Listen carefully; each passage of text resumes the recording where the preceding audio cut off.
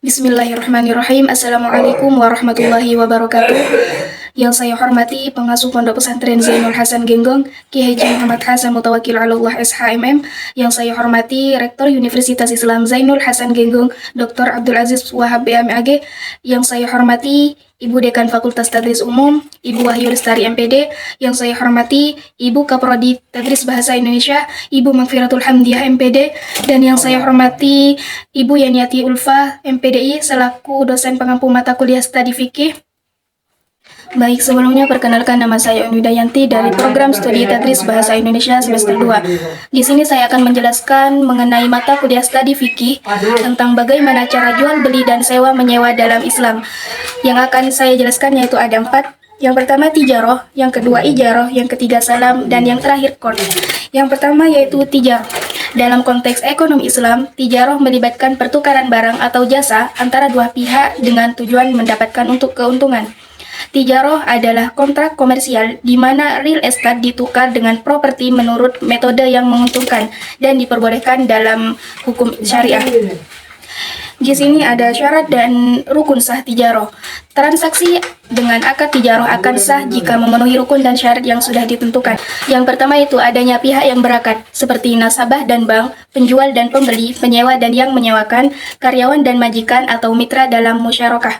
Yang kedua yaitu objek akad. Barang atau bentuk lain menjadi dasar terjadinya transaksi tertentu. Contohnya, barang dagangan untuk transaksi jual beli atau modal untuk objek musyarakah dan mudharabah. Yang ketiga yaitu ijab qabul.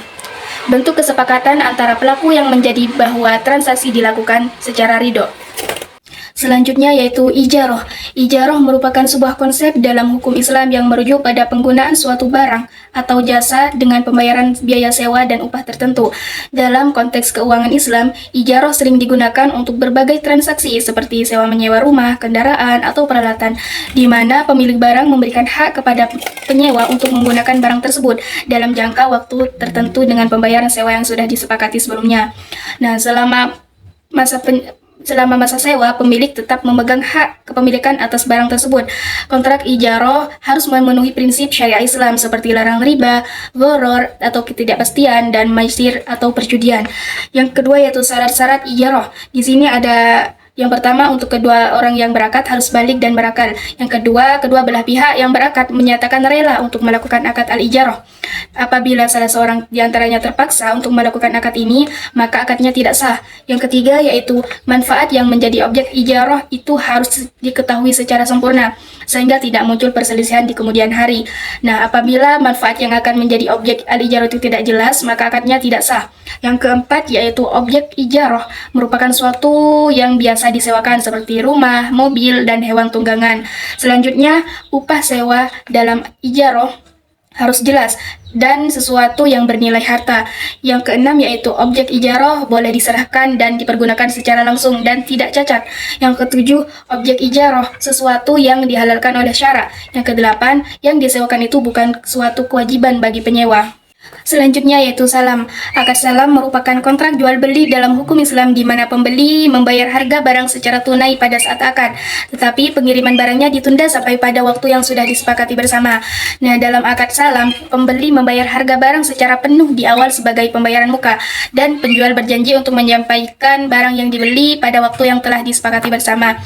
Nah, ini sering digunakan dalam konteks pertanian di mana pembeli membeli hasil panen yang akan datang dari petani. Nah, lalu bagaimana jika si petani gagal panen? Nah, solusinya yaitu ada dua. Yang pertama, bisa menambahkan waktu kepada si petani untuk menyelesaikan barang-barang yang dijanjikan kepada si pembeli. Yang kedua, bisa membatalkan saja dan meminta uangnya kembali. Selanjutnya, prinsip-prinsip akad salam. Yang pertama yaitu larangan riba. Nah, dalam Islam, riba dianggap sebagai dosa besar. Akad salam mematuhi prinsip ini dengan memungkinkan pembayaran penuh di awal tanpa adanya tambahan biaya atau bunga. Yang kedua yaitu keadilan. Keadilan merupakan prinsip penting dalam akad salam. Pembayaran penuh di awal memastikan bahwa pembeli dan penjual memperoleh hak dan kewajiban yang adil dalam transaksi. Yang ketiga yaitu pembayaran penuh di awal. Salah satu kunci dari akad salam yaitu pembayaran penuh di muka. Artinya pembeli wajib melunasi seluruh harga barang sebelum menerima barang tersebut. Yang keempat yaitu kepastian. Dalam akad salam, perjanjian harus jelas dan pasti. Penjual harus menyebutkan dengan jelas deskripsi dan spesifikasi barang atau jasa yang diserahkan. Yang kelima yaitu kepemilikan barang. Kepemilikan barang atau jasa harus berpindah secara sah dalam akad salam.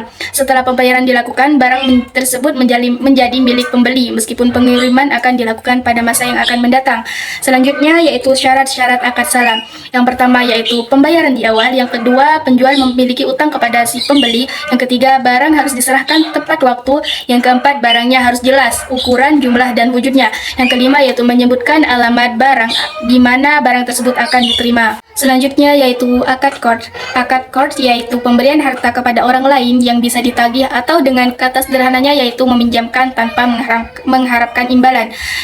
Di sini ada rukun akad qard yaitu harus ada peminjam dan si pemberi pinjaman, dan harta bendanya juga harus jelas dan harus ada ijab qabul atau sighah di antara kedua belah pihak. Yang selanjutnya yaitu tujuan dari akad qard. Yang pertama membantu usaha produktif dari golongan duafa dengan memberikan kemudahan. Yang kedua yaitu menghindarkan nasabah dari hutang rentenir dengan memberikan pinjaman. Yang ketiga memfasilitasi pembayaran biaya sewa rumah melalui pemberian pinjaman. Yang terakhir yaitu menyediakan pinjaman untuk membantu memenuhi kebutuhan mendesak akibat dari musibah. Cukup sekian penjelasan dari saya. Jadi kesimpulannya yaitu pemahaman yang mendalam tentang prinsip-prinsip dan praktik ini penting bagi praktisi keuangan Islam untuk memastikan kepatuhan terhadap prinsip-prinsip syariah dan memastikan bahwa semua transaksi dilakukan dengan integrasi dan keadilan.